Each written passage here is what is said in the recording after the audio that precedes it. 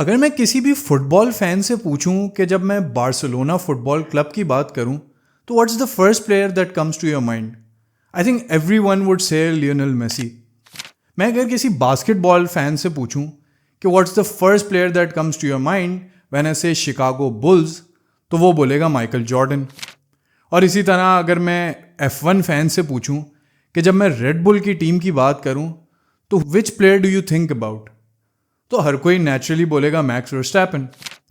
इसी तरह अगर मैं चेन्नई सुपर किंग्स की बात करूं तो हर क्रिकेट फैन या anyone who follows IPL would say MS Dhoni is the first player that comes to their mind when somebody talks about Chennai Super Kings.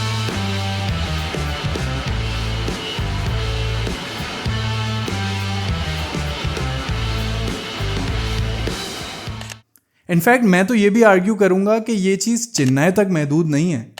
अगर मैं पूछूं किसी से कि आप IPL अगर देखते हो और इफ़ आई आस्क देम कि what's the first player that comes to their mind when I talk about IPL, some might say Virat Kohli, some could say Chris Gayle, some could say David Warner, but I think most people would still say MS Dhoni. He is the poster boy of IPL. शायद boy तो अब नहीं रहे, but I think जब आप IPL की बात करते हो तो MS Dhoni is synonymous to this tournament. That's how big he is to the IPL। और इस साल चेन्नई सुपर किंग्स ने रिटेन कर लिया इनको, which means Thala will play yet another season.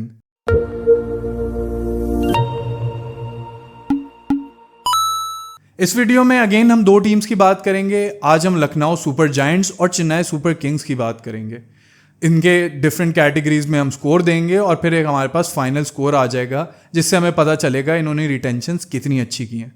If you want to understand ये मेथोडोलॉजी क्या होती है कि कौन कौन सी कैटेगरीज हैं, क्या उनकी वेटेजेस हैं, तो आप ये पूरी जो वीडियो सीरीज़ है आई वुड हाईली रिकमेंड कि आप पुरानी वीडियोस देखें जिसमें मेथोडोलॉजी भी एक्सप्लेन की गई है और ये भी बताया गया है कि बाकी टीम्स का क्या स्कोर बनता है। तो आपको थोड़ा सा आइडिया हो जाएगा कि कंपैरिजन में ये टीम बाकी टीम से कितना अच्छा रिटेंशन कर पा रही है और मेरे हिसाब से क्या स्कोर बना है दूसरी टीम्स का। सो विदाउट फर्दर एड्यू पहली टीम की तरफ चलते हैं जो कि है Lucknow super giants. Lucknow super giants ने इस बार 5 प्लेयर्स को रिटेन किया है जिसमें से 2 अनकैप्ड और 3 कैप प्लेयर्स हैं। 2 अनकैप्ड प्लेयर्स मोहसिन खान और आयुष बदोनी हैं और कैप प्लेयर्स हैं निकोलस पूरन, रवि बिश्नोई और मयंक यादव। इनकी सबसे बड़ी कंट्रोवर्सी ये रही है कि इन्होंने इस बार KL राहुल को रिटेन नहीं किया और लास्ट ईयर जिस तरह से उनकी वो एक आर्ग्यूमेंट की वीडियो सामने आई थी with the team owner, that didn't give a very good picture of the team and how the team is being run behind the scenes. और उसका इमीडिएट इफेक्ट ये हुआ कि KL राहुल को नहीं रिटेन किया गया and he comes in to this auction as a free agent और उनको कोई और टीम प्रॉब्ली बाय करेगी। तो ये जो स्टार्ट है ये बहुत बुरा गया है, but the fact that they have still retain 5 players जो कि आई थिंक काफ़ी डिसेंट प्लेयर्स हैं, तो एक थोड़ा सा इनको फ्रेश स्टार्ट मिल जाता है। फिर कोर रिटेंशन स्कोर की बात करें तो I have given them a 7 out of 10। वैसे तो इन्होंने 5 प्लेयर्स को रिटेन किया है और उनमें से 3 तो वो प्लेयर्स हैं जो आई थिंक शुरू से LSG के साथ एसोसिएटेड रहे हैं, बट जिस तरह से KL राहुल का इस टीम से एग्जिट हुआ है that doesn't paint a very good picture for the owners और फॉर द टीम। तो जो भी नया प्लेयर इनको ज्वाइन करता है या कोई नया अगर कैप्टन फॉर एग्जाम्पल बनाते हैं तो वो थोड़ा सा इनसिक्योर रहेगा कि आपको ऑन द फील्ड भी ओनर्स इस तरह से इन्वॉल्व हो सकते हैं स्पैट में या एक अच्छी बॉन्डिंग डेवलप नहीं होगी।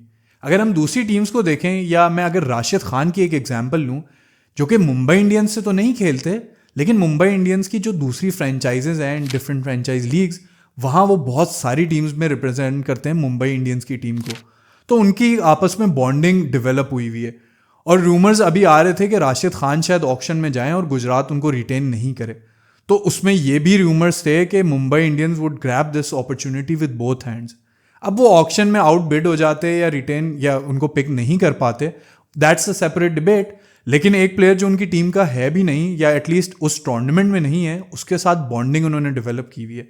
तो LSG की जो ये साइड है ये इतनी अच्छी पिक्चर नहीं देती और जो 3 मार्क्स मैंने इनके डिडक्ट किए हैं वो इसी रीज़न पे किए हैं, बट ओवरऑल जो इनकी कोर है दैट स्टिल देयर और Nicholas Pooran I think would play a huge role in this team. फिर बेसिस कवर्ड स्कोर की बात करें तो I have given them an 8.5 out of 10 क्योंकि इन्होंने बहुत सारी बेसिस को कवर किया है इनके पास एक लेग स्पिनर है, एक middle order wicket keeper batter है, who is one of the best wicket keeper batters in the world right now.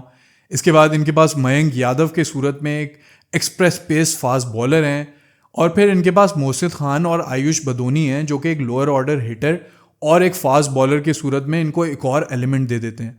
और इंटरेस्टिंग बात यह भी है कि लेफ्ट हैंडेड फास्ट बॉलर भी इनको मिल जाता है मोहसिन खान की सूरत में। तो उन्होंने बहुत सारी बेसिस को कवर किया हुआ है, लेकिन क्योंकि एक इंजरी कंसर्न्स ज़रूर मौजूद हैं और कैप्टन की बेस है जो कि कवर नहीं हुई हुई, तो यहाँ पे इनका 1.5 मार्क्स डिडक्ट हो जाते हैं। But overall I think they've done pretty well at least in this category. Safety score की बात करें तो again I am giving them an 8.5 out of 10।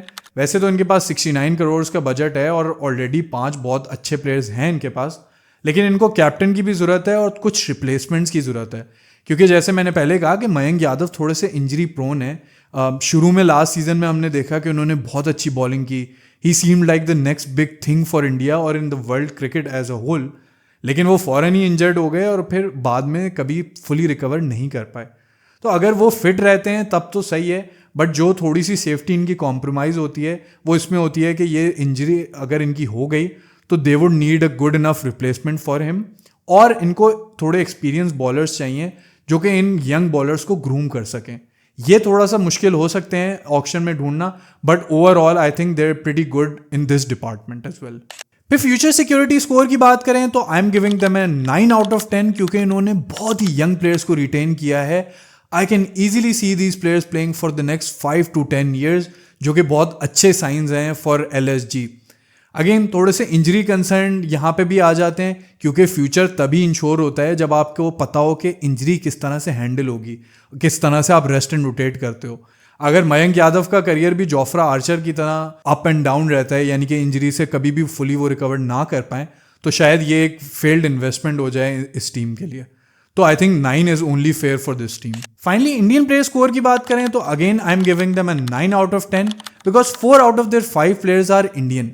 सिर्फ एक मार्क इसीलिए इनका कट जाता है कि ये जो 4 प्लेयर्स हैं वो काफ़ी यंग हैं, and it remains to be seen कि ये फ्यूचर में भी इसी फॉर्म और इसी फिटनेस को कंटिन्यू कर पाते हैं कि नहीं।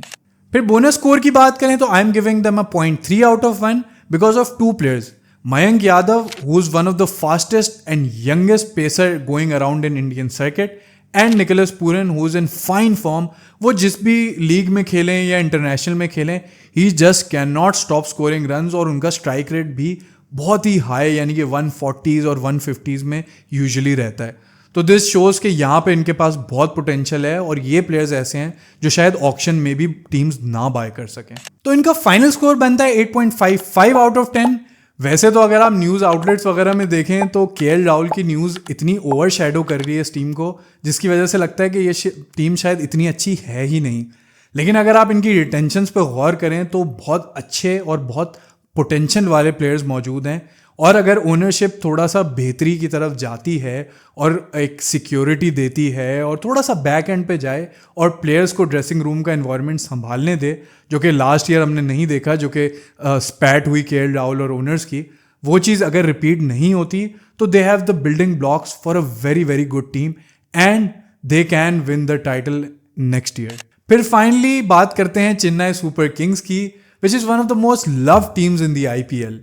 इन्होंने 5 प्लेयर्स को रिटेन किया है, महेंद्र सिंह धोनी, शिवम दुबे, ऋतुराज गायकवाड़, रविंद्र जडेजा और महेश पतिराना। तो CSK के कोर रिटेंशन स्कोर की बात करूं तो I have given them a 9.5 out of 10, क्योंकि इन्होंने उन प्लेयर्स को रिटेन कर लिया है जो कि ट्रूली कोर बनाते हैं चेन्नई सुपर किंग्स के। जडेजा और धोनी तो वो प्लेयर्स हैं जो कि शुरू से IPL में चेन्नई से खेलते हुए आए हैं। इन्होंने बीच में टीम ज़रूर चेंज की क्योंकि CSK पार्ट ही नहीं रही थी IPL का, लेकिन जब CSK जैसे ही वापस आई तो इन दोनों प्लेयर्स को वापस रिटेन किया गया, और आज भी ये इनसे सीज़न खेल रहे हैं।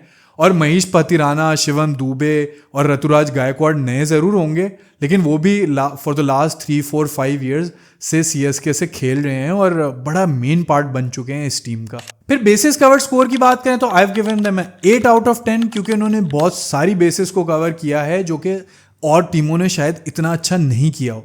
इनके पास महेश पतिराना है जो कि डेथ में बॉलिंग कर सकते हैं, और इम्पैक्ट सब रूल के बाद उनकी इंपॉर्टेंस और बढ़ जाती है। फिर इनके पास one of the best all-rounders in world cricket हैं in the form of Ravindra Jadeja.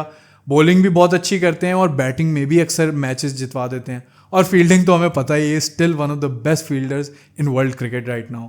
इनके पास एक ओपनर और कैप्टन सॉर्टेड है गायकवाड़ के फॉर्म में, और इनके पास एक लोअर ऑर्डर हिटर और specially left handed lower order hitter है इन शिवम दुबे's फॉर्म। वो इंडियन टीम का भी कोर पार्ट बन चुके हैं, तो एक और इनको प्लस मिल जाता है क्योंकि एक कॉन्फिडेंस बूस्टर रह चुका है ये शिवम दुबे के लिए।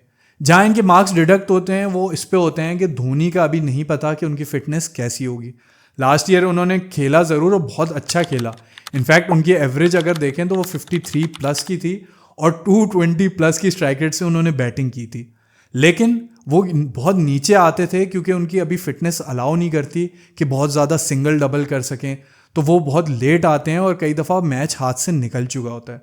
अगर वो वापस से उस फिटनेस पे आ जाएं, और given he is MS Dhoni, he could probably still pull that off, लेकिन गिवन हिज एज थोड़ा रियलिस्टिक यही होगा कि शायद वो उस तरह से ना खेल पाएँ, तो इनको एक रिप्लेसमेंट विकेट कीपर चाहिए होगा, इसीलिए यहाँ इनके 2 मार्क्स डिडक्ट हो जाते हैं। फिर सेफ्टी स्कोर की बात करें तो I am giving them 8 out of 10। वैसे तो इनका बजट रिलेटिवली कम है, यानी कि 55 करोड़ है इनके पास, लेकिन ये स्काउटिंग में और प्लेयर को ऑक्शन में पिक करने में इतने अच्छे हैं कि ये एक यंग प्लेयर को पिक करके भी उसको स्टार बना देते हैं। फिर हम तुषार देशपांडे को देख लें या महेश भतीराना को देख लें या शार्दुल ठाकुर को देख लें, जब वो CSK में आते हैं तो वो स्टार बन जाते हैं। लेकिन इनको अभी भी थोड़ी सी प्रॉब्लम ज़रूर फेस करनी पड़ेंगी क्योंकि अब ये धोनी की रिप्लेसमेंट ढूंढना चाह रहे हैं।